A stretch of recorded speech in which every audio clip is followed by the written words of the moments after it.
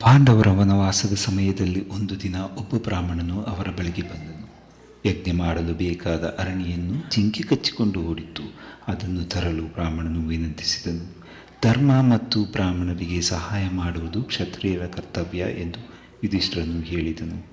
ಕಣ್ಮರೆಯಾದ ಅರಣಿಯನ್ನು ಹುಡುಕುವಾಗ ಯುಧಿಷ್ಠಿರನು ದಣಿದನು ಮತ್ತು ಬಾಯಾರಿದನು. ಬಾಯಾರಿಕೆಯನ್ನು ನೀಗಿಸಲು ನೀರು ಕಾಣಿಸಲಿಲ್ಲ. ಆದ್ದರಿಂದ ಯುಧಿಷ್ಠಿರನು ನಕುಲನಿಗೆ ಕುಡಿಯುವ ನೀರನ್ನು ಹುಡುಕಲು ಕೇಳುತ್ತಾನೆ. ನಕುಲನು ನೀರನ್ನು ಹುಡುಕಲು ಹೋಗಿ ಯಕ್ಷನಿಂದ ರಕ್ಷಿಸಲ್ಪಟ್ಟ ಸರೋವರವನ್ನು ಕಂಡುಕೊಳ್ಳುತ್ತಾನೆ. ಅವನು ನೀರು ಕುಡಿಯುವ ಮೊದಲು ಯಕ್ಷನು ಅವನನ್ನು ತಡೆದು ಮೊದಲು ತನ್ನ ಪ್ರಶ್ನೆಗೆ ಉತ್ತರಿಸಿ ನಂತರ ನೀರನ್ನು ಕುಡಿಯಲು ಹೇಳಿದನು.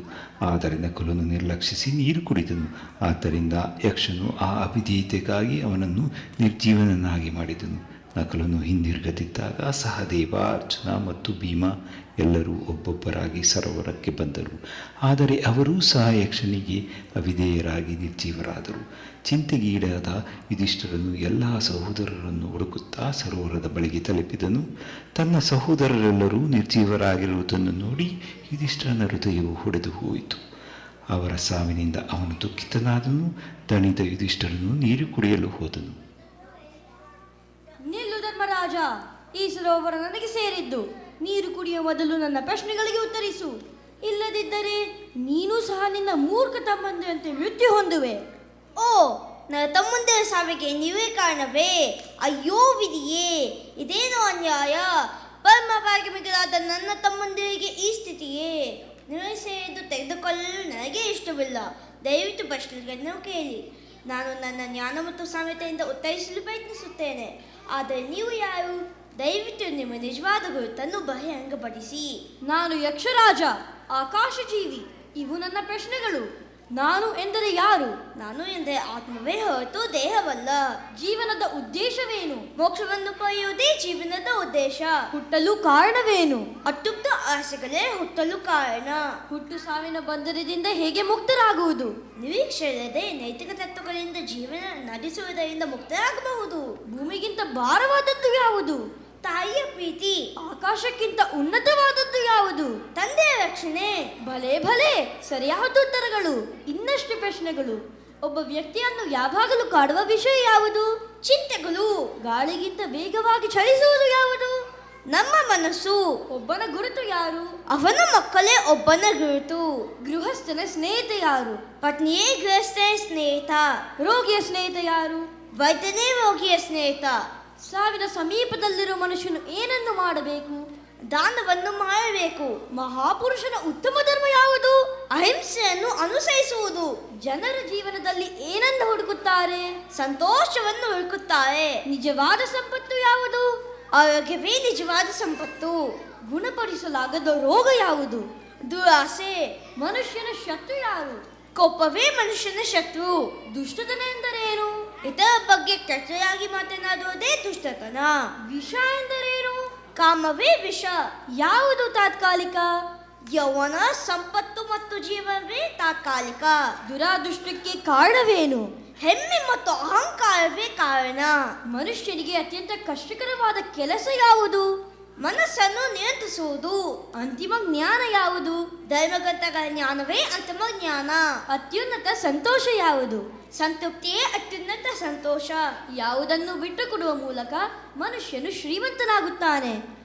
ಅತಿ ಆಸೆಯನ್ನು ಬಿಡುವುದರ ಮೂಲಕ ಮನುಷ್ಯನು ಶ್ರೀಮಂತನಾಗುತ್ತಾನೆ. ಅಮೃತಕ್ಕೆ ಸಮಾನವಾದದ್ದು ಯಾವುದು? ಹಸುವಿನ ಹಾಲು ಅಮೃತದಂತೆ. ಸ್ವರ್ಗ ಪ್ರಾಪ್ತಿ ಯಾವುದರಿಂದ ಪಡೆಯಬಹುದು? ಸತ್ಯ ಮಾರ್ಗದಿಂದ ಸ್ವರ್ಗ ಪ್ರಾಪ್ತಿ ಪಡೆಯಬಹುದು. ಯಾರು ನಿಜವಾಗಿಯೂ ಸಂತೋಷವಾಗಿದ್ದಾರೆ? ಸಾಲಗಳಿಂದ ಮುಕ್ತನಾದವನು. ಅತ್ಯಂತ ಶ್ರೇಷ್ಠ ದಾನ ಯಾವುದು?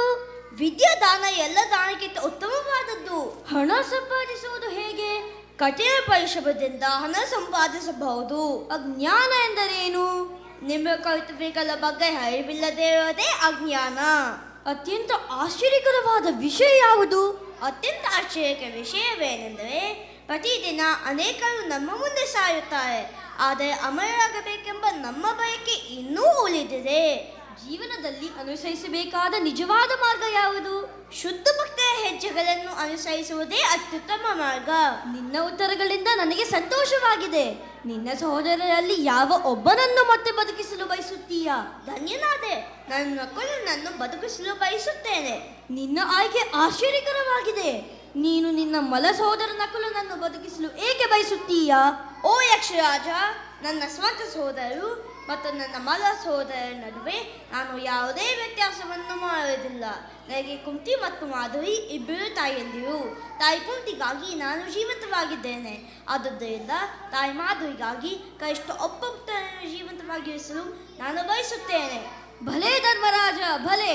ಮೆಚ್ಚಿದೆ ನಿನ್ನ ನ್ಯಾಯ, ನಿಷ್ಠೆ ಮತ್ತು ಸಹೋದರರ ಪ್ರೇಮ. ನಿನ್ನ ಶ್ರೇಷ್ಠತೆಯಿಂದ ನಾನು ಪ್ರಭಾವಿತನಾಗಿದ್ದೇನೆ. ನೀನು ಧರ್ಮವನ್ನು ಎತ್ತಿಡಿದಿದ್ದೀಯಾ, ಆದುದರಿಂದ ಗೆಲುವು ನಿರದಾಗಿದೆ.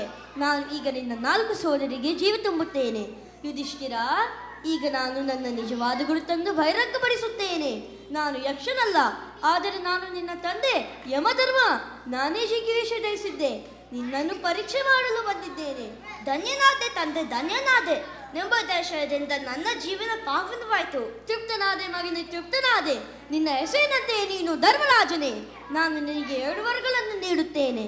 ನಿನ್ನ ಇಚ್ಛೆಯನ್ನು ನನಗೆ ವ್ಯಕ್ತಪಡಿಸು. ತಂದೆ ಕೃಪೆ ಮಾಡಿ ಬ್ರಾಹ್ಮಣನಿಗೆ ಅರಣಿ ಸಿಗುವಂತೆ ಮಾಡಿ ಮತ್ತು 4 ಪಾಂಡವರಿಗೆ 1 ವರ್ಷ ಅಜ್ಞಾತವಾಸ ಮಾಡಲು ಸುರಕ್ಷಿತವಾದ ಸ್ಥಳವನ್ನು ತಿಳಿಸಿ. ಖಂಡಿತವಾಗಿಯೂ ಬ್ರಾಹ್ಮಣನಿಗೆ ಅರಣಿ ಸಿಗುತ್ತದೆ. ಮತ್ತು ನೀವೆಲ್ಲ ಪಾಂಡವರು ವಿರಾಟ ನಗರದಲ್ಲಿ ಅಜ್ಞಾತವಾಸವನ್ನು ಮಾಡಿ ನಿಮ್ಮೆಲ್ಲರಿಗೂ ಶುಭವಾಗಲಿ. ಜಯಶಾಲಿಗಳಾಗಿ ಕೀರ್ತಿವಂತರಾಗಿ ಬಾಳಿ. ಈ ಕಥೆಯು ಅತ್ಯಂತ ಕಷ್ಟಕರ ಸಂದರ್ಭಗಳಲ್ಲಿಯೂ ಸದ್ಗುಣ, ಬುದ್ಧಿವಂತಿಕೆ ಮತ್ತು ನೀತಿಯ ಮೌಲ್ಯವನ್ನು ಬಲವಾಗಿ ನೆನಪಿಸುತ್ತದೆ.